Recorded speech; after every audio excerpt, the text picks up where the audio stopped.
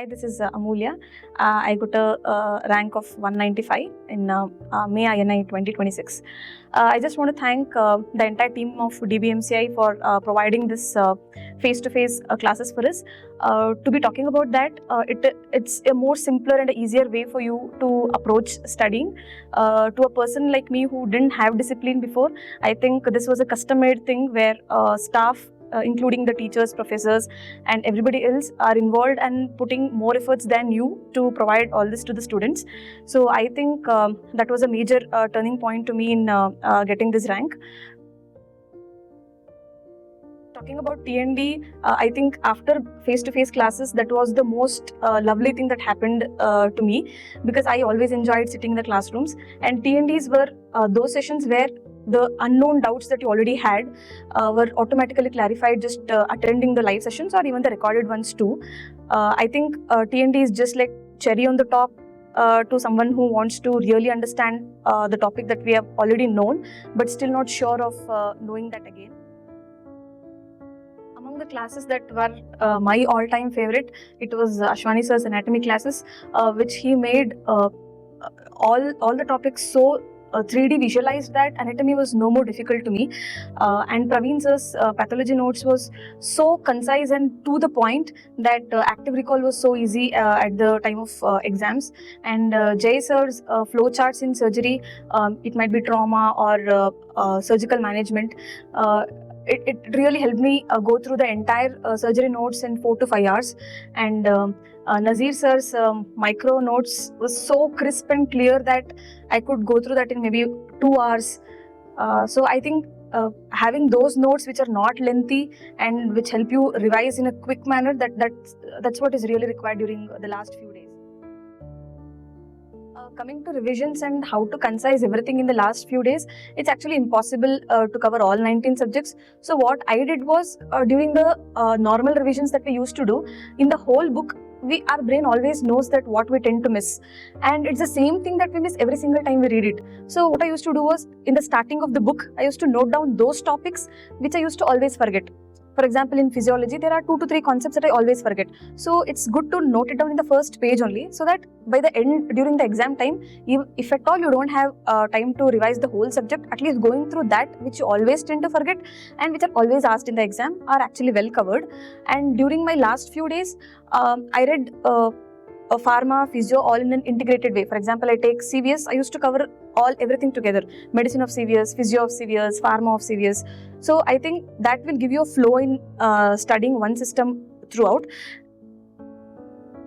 One suggestion that I always followed is, never listen to people who tell you to finish off subjects too quick. For example, 4 hours, one subject, 4 hours, one more subject. I think that's not going to happen. So what I tell is, during your regular revisions, please differentiate things that you already know, because reading the same thing that you already know before the exam, it makes no point. And things that you forget, making note of that in the first page, like I told, I think that will really help you get maybe 5 or 10 questions extra from the normal score that we usually get in GTs. There were few concepts from all topics which always felt new to me, irrespective of how many times I studied. So what I did was, I wanted many number of revisions for that. So I used to keep half an hour in the morning, half an hour every single day, to read those new concepts which I felt difficult to read during normal periods and which I felt was very forgettable, very evaporative. So I used to give every single day, the moment I get up, I used to keep that half an hour for those topics which are evaporative. For example, those classifications, those scores, and we usually tend to forget it every GT we give. For example, GCS used to go wrong to me in every GT that I gave. And there was a question on GCS in the May INI also. So those are very simple things, but we always tend to make a mistake in that. So I think giving half an hour per day, making a short list of those things that we forget, it really helps.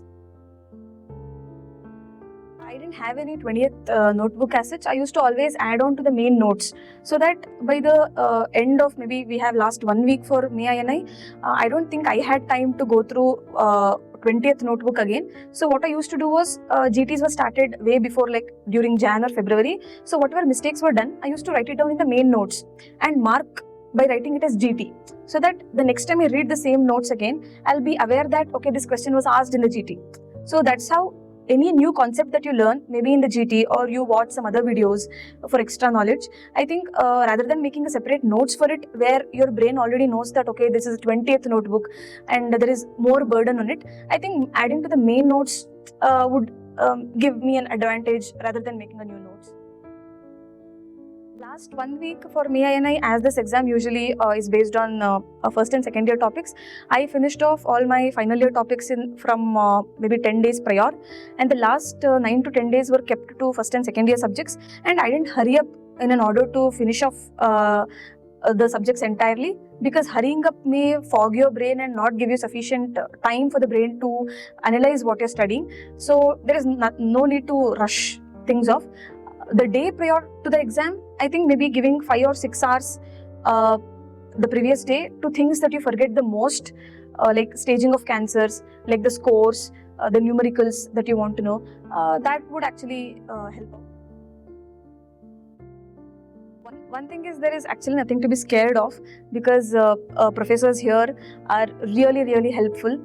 You score well or not, it doesn't matter to them, because they want good to each and every student, and you go and ask them help, they're always ready to do, irrespective it is during the class hours, it is after the class hours, or even if you personally text them telling that, sir, I didn't understand this in the class, so can I get it explained. They're always there, because I have personally approached OBG staff and physiology sir and so many others. So they're always there. And one thing they always told me was, a doubt can never be silly. It can never be, because we are all in the phase of preparation and silly doubts always happen. I had innumerable doubts regarding all subjects, and professors were always there to clarify that. And I think that is a big win for a student, irrespective of the rank we get. A student being able to ask a doubt and clarify it, get it clarified, I think that's a big win to a student who is in Bhatia. And all staff, irrespective of which subject they're teaching, they're always there.